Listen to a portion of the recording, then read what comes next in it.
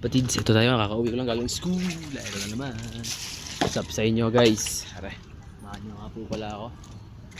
Ay, pala bagong araw, panibagong kalapali na naman. Are, mga tropa. Check na tayo ang breeder. Oops, nakamatay yung kapartner niyan, si Natoy. Aray mo. Guys, tanong ko lang guys, tutuloy ba sa paglilimlim ang ibon kahit wala ng kapares? Yan kasi siya oh, kaka-itlog niya kagahapon. So meron naman. Aray, wala pa yung kapares niya. Ay nako, tulad talaga ng lock natin. So ayun yung mga ibon natin sa taas guys. Kalapatids, ayan. Apat yan inalpasan ko. Hindi pala, madami ito pa pala iba.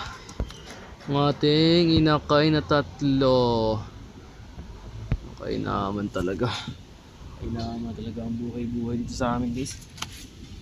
Ang bagong flyer, so ubos na ang ating mga flyers pag paparonda ng mga ibon guys. Mga abangan nyo sa summer race ang ating karera. Dito patak pa. Oh! Tay, may ginagawa ko. Abang kayo sa summer race guys, abang tayo.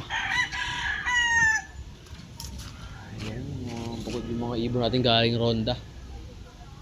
Ito naman balita sa ating young bird na tatlo. Hindi naman sila nag-overplay na guys. Matagal na sila Ramonda. Kaso yun nga, buti lang dumadaan na tumpok na raw mo rondang mga ibang ibon dito sa amin. Kung hindi talagang daling-dali ang ating mga young bird. So ara guys, meron nga po pala akong dagit na blue na black chobar. Guys, di ko lang kung kanina to. Ara guys oh. Yan yung blue bar. Ayan guys oh. Pag nakahula ng sing-sing guys, inyo na. Sino may-ari nito?